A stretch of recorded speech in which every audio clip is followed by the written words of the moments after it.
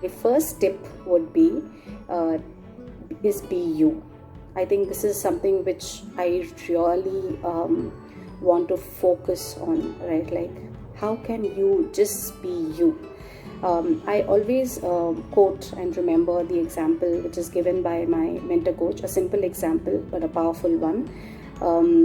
So you start feeling hot when you see your neighbor installing an air conditioner.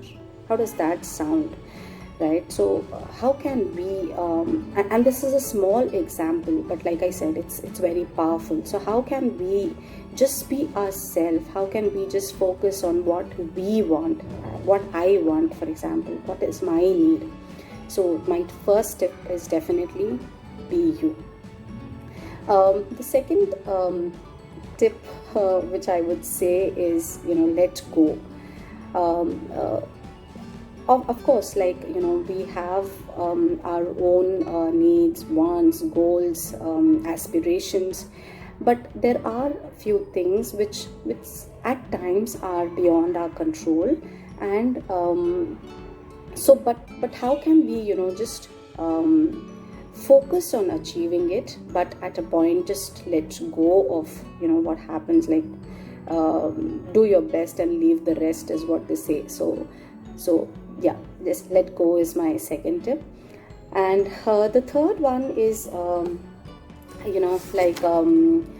belief in yourself, that that you are good enough, that if you really want it, that you will get. The first thing, again, why becomes a very big reason, as knowing why you're doing something and believing in that. Because if you have any doubts not related to your own capabilities, something that is related to the external world, I think that is something that should make you recheck why you're doing something. And so why again is a big thing. I think the next thing is removing so many toxic things that we keep holding on to. It can be anything, like our relationships or our past mistakes with our business or in the personal life or anything. I think a lot of us have the habit of continuous self-criticism, and I don't think that really fetches us anything.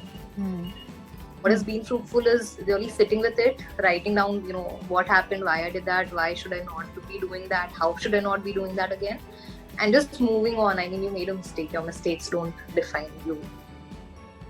I think mind over matter can be practiced and achieved by recognizing that we all have our own perception and perspective of reality. So what is matter and what's in your mind? To me, there are always going to be obstacles, there's always going to be challenges, but so often we can adjust our perspective and our perception of them, and they lose some of their power to stop us from moving forward. First of all, surround yourself with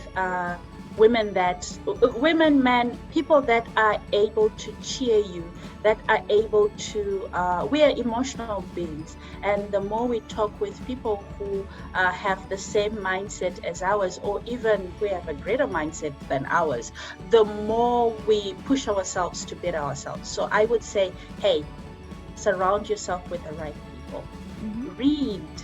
There is so much material, not only paper-wise, but on the internet, that can get you to where you are. This is the era where it's not about spending a dime, but it's about digging, finding the right resources. Some of them are free, especially during this era. There are so many free courses that you can take that can get you to where you want to be. Even if you want to be a chef cooking, right now there are videos on YouTube that can get you to there. So it's dig, get the right material so that you can get to your vision. And I would say, take care of yourself. Spend quality time just understanding who you are, understanding your emotions, and understanding your loved ones so that they also can become part of your equation. So listening to that voice and that hesitation is important, and it's really important to discern it, because you certainly don't want to do anything that goes against your values. But you also don't want to shy away from things just because they're uncomfortable and you're not used to them. To take a moment and say, why is it uncomfortable? Is it just that it's new, or is there something unethical or immoral or something that I am never going to agree to do? So once you figure that out, then I think the decision to move forward becomes easier. And really anything is surmountable. You just have to be willing to go through the parts that are messy and full of mistakes. So when they say courage isn't not having fear, it's having the fear and facing it. That's being present. It's being present if the situation is not ideal. It's being in touch. A coach I'm working with said to me you have to pay attention to the intentional with the inattention. And so that means really leaning into ourselves and knowing what's possible, but you have to be present in order to know that. So I would say to be present, to be intentional, so that you can set your intention towards growth and growing your potential. Not living by other standards. That's another thing that I've learned in 2020. And so I would tell people, live by your own standards, define your own success, because we can all change. Number one, self-talk. I think that is really, really important, because it's really believing in yourself that will help you. So regardless of what you're going through, having those self-talks and, always changing your perspective on things will really help you achieve what you want to achieve, and will give you a new outlook to whatever it is you're going through. The second tip would be self-care.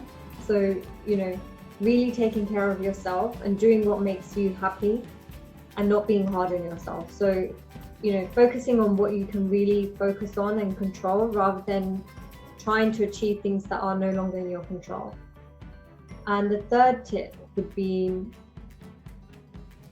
visualization. So having that vision of what it is that you want to achieve, but then equally having an open mind to things, so that you have that in your mind whilst you're going through your journey, but at the same time you're not letting yourself down. You're learning through the process rather than being negative about what you're experiencing. So, I think as we continue, we're going to have a lot of challenging times, and it's about looking at the positive in every challenge that you go through rather than the negative.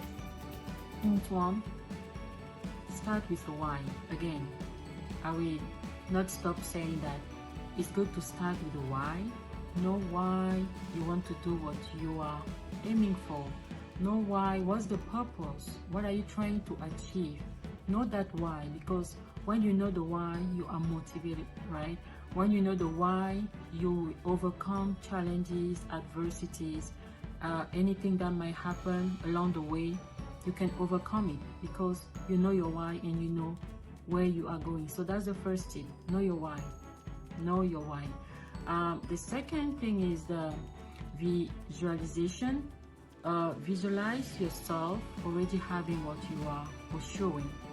Visualize yourself already achieving that goals that you are fixing for this 2021. Having that in your mind actually keep you focused and encourages you to know that you will actually have it. The third thing that I can also share, a tip that helped me, is to be positive. Having positive thoughts, there is a power, it's really powerful. There is a power in having a positive thought. Keep saying to yourself positive words, self-talking, saying, I can do this. I know I'm enough to do it. I know I got this. I have everything I need to do this. I have everything it takes to achieve this goal. Say that word, self-talking.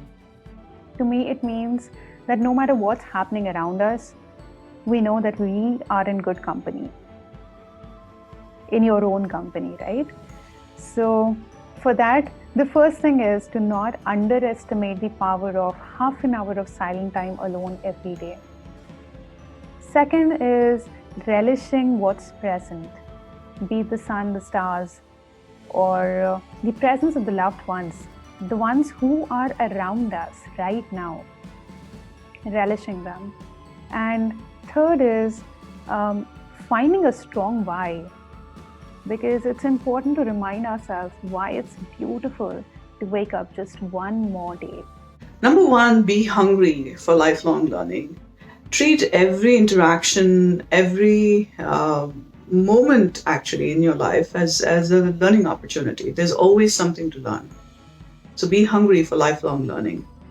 The second piece I would say is be humble. Always look for ways to improve. Perfection is not a thing. Everything can be improved.